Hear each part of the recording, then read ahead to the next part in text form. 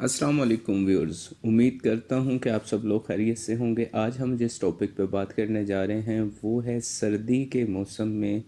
گوشت کی غرض سے پالے جانے والے گولڈن مصری چوزوں میں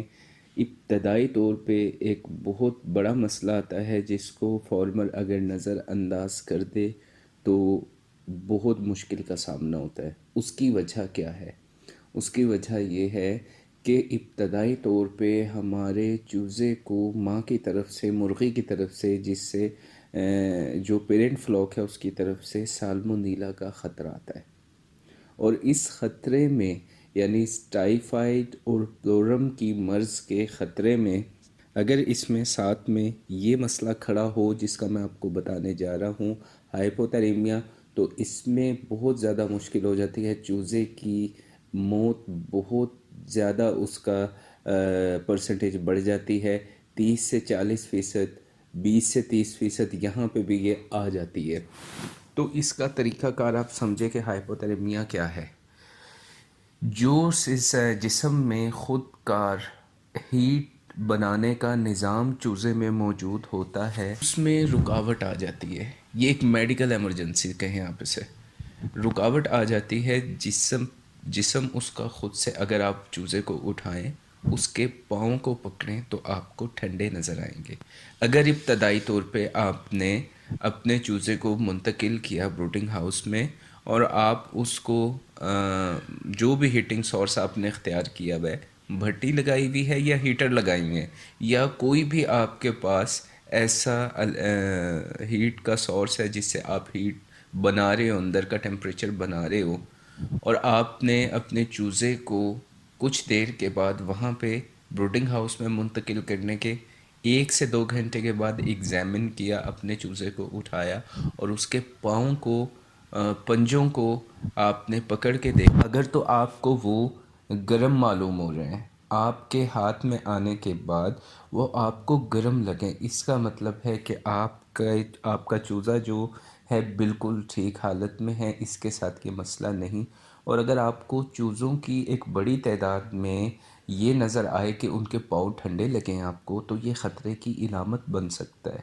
آپ کو وہ پھرتے ہوئے بھی ٹھیک نظر آ رہے ہوں گے، ان کی جو دوڑنے کی، کھانے کی اور پانی کی طرف جو رجحان ہے وہ آپ کو نارمل ہی لگے گا، لیکن جب آپ اسے ہاتھ میں اٹھا کے چیک کرو تو آپ کو ان کی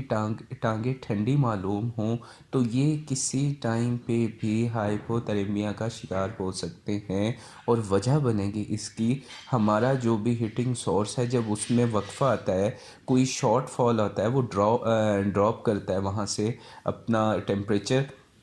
جیسے آپ نے لکڑی کی بھٹی لگائی ہوئی ہے، اس میں کوئی ایرر آ گیا آپ کی لکڑی جلنے میں، یا آپ نے بجلی کے کچھ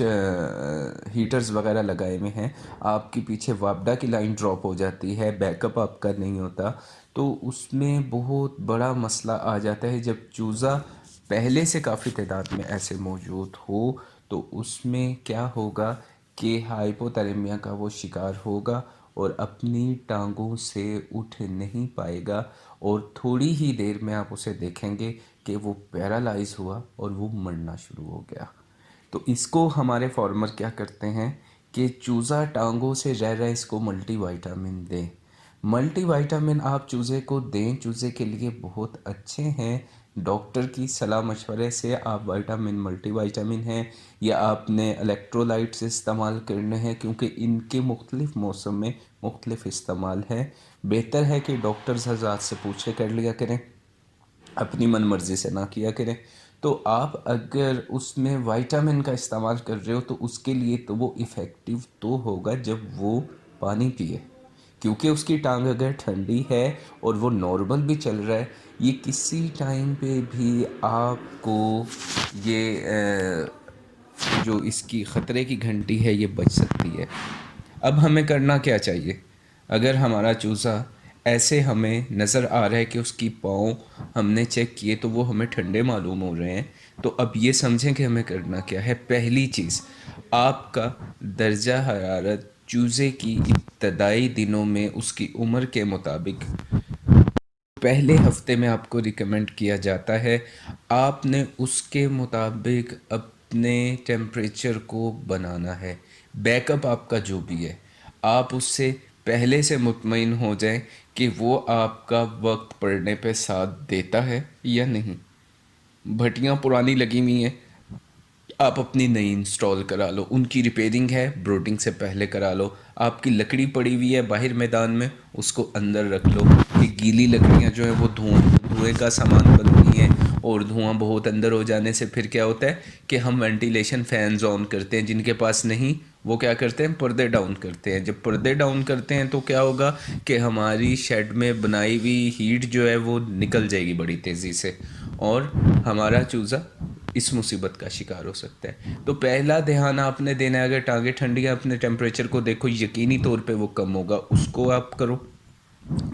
مینٹین کرو اسے. نمی کا تناسب،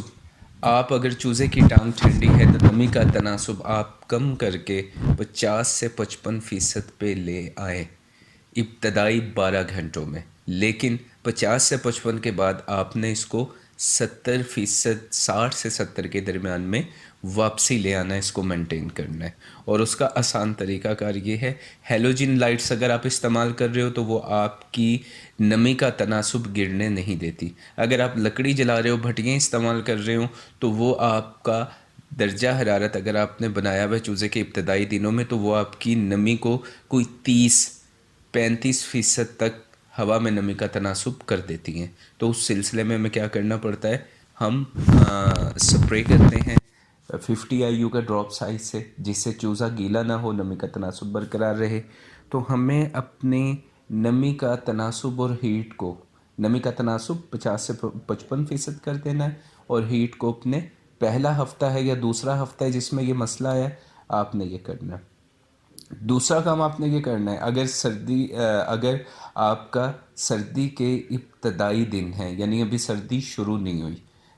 دھوپ میں دن کے ٹائم میں شدت ہے، آپ دیکھتے ہیں دن کے ٹائم میں درجہ حرارت جو ہے وہ اتنا ہوتا ہے کہ آپ کو بھٹیاں نہیں جلانی پڑتی اور رات کو جلانی پڑتی ہے. تو اس صورت میں آپ دن میں یقینی طور پہ کیا کرتے ہیں کہ بھٹی بند کر دیتے ہیں اور تھوڑے تھوڑے پردے بھی ڈاؤن کر دیتے ہیں، کیونکہ دن گرم ہوا کرتا ہے، راتیں ٹھنڈی. تو آپ نے اس موسم میں اپنے پردے ڈاؤن نہیں کرنے، آپ نے اپنا اندر کا درجہ حرارت مینٹین کرنا ہے. اگر آپ مڈ میں یا اینڈ میں سردی کے، تو اس میں تو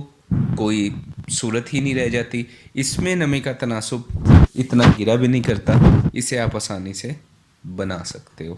لیکن اس چیز کا خیال رکھنا کہ آپ بروڈنگ کے اندر اپنے چوزے کا اگر ایگزامن نہیں کر رہے، اس کی ٹانگوں کو چیک نہیں کر رہے، اور صرف اس چیز کو دیکھتے کہ چوزا کھا رہا ہے، پی رہا ہے، دوڑ رہا ہے، یہ ناکافی ہے. جب چوزا آپ کا پیرالائز ہو کے بیٹھتا ہے، یعنی کھڑا نہیں ہو پاتا، تھوڑا سا لگ رہے گا اور اس کے بعد ہانپے گا، اور ہانپنے کے بعد وہ مر جائے گا، تو یہ اس کو مسئلہ جو ہے یہ آپ نے اپنے ہیٹ کی وجہ سے دیا. ابتدائی طور پہ سالمونیلا کی وجہ سے یہ خطرہ جو ہے